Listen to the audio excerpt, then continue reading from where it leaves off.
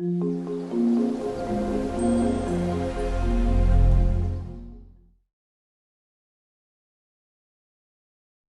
first prerequisite in the energy and atmosphere category is energy efficiency best management practices.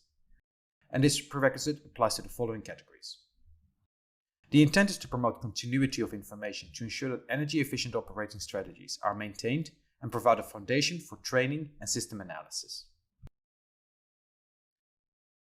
This prerequisite provides the foundation for establishing energy efficient operating strategies. And by developing an operations and maintenance plan and updating the current facility requirements, operators can see how the building's current use relates to its original design and analyze actual and intended operations. The prerequisite requires an energy audit that complies with the standard outlined in the ASHRAE procedures for commercial building energy audits. An energy auditor gathers energy consumption data for the entire building so that the facilities team can develop performance indicator and identify no-cost or low-cost energy conservation measures to improve overall energy performance. And perhaps as expected, for the requirements, this is exactly what is needed.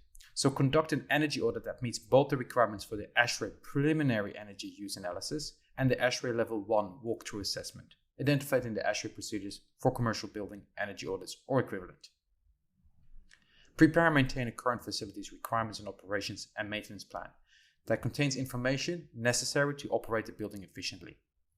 And this plan must include the following: a current sequence of operation for the building occupancy schedule, equipment runtime schedules, set points for all HVAC equipment, set points for lighting levels throughout the building, minimum outside air requirements, and any changes in schedules or set bills for different seasons, days of the week, and times of the day.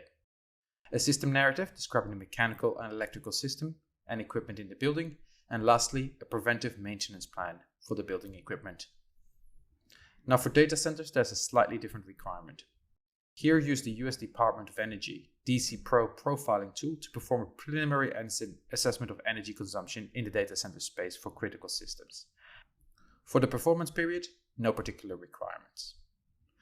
Now let's have a look at the documentation. As expected, there is two categories. One, all projects except data centers, and the other one for data centers. So for all projects except, provide a summary of the ASHRAE preliminary energy use, as well as for the ASHRAE Level 1 walkthrough, and a current facility requirements and operation and maintenance plan. And for data centers, as discussed, provide the output from the DC profiling tool. This is a prerequisite, and no exemplary performance is available.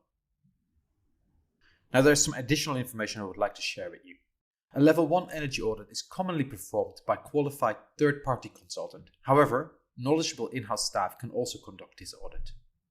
So what are the benefits of in-house versus outsourcing or third-party?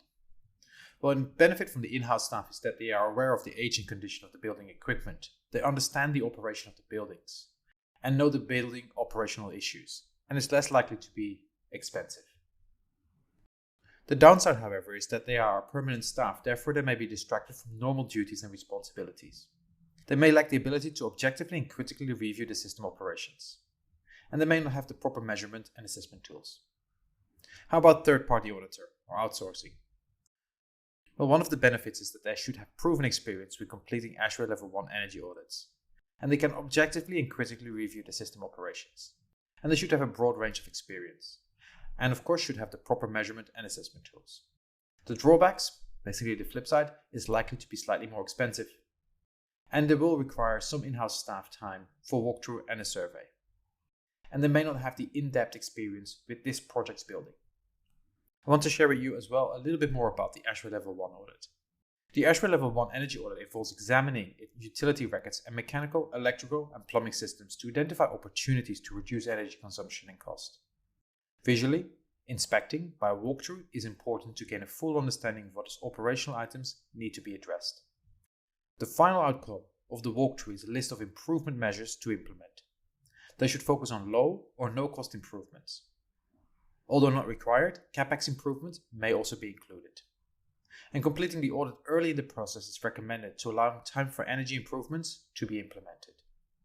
A critical step in this process is determining the approximate breakdown of energy use for the major energy use categories. And this breakdown can then be compared to comparables or benchmark to provide further insight in energy conservation and recommendations. The EA credit existing building commissioning requires a more precise breakdown of energy use that may be used to document compliance with this prerequisite as well.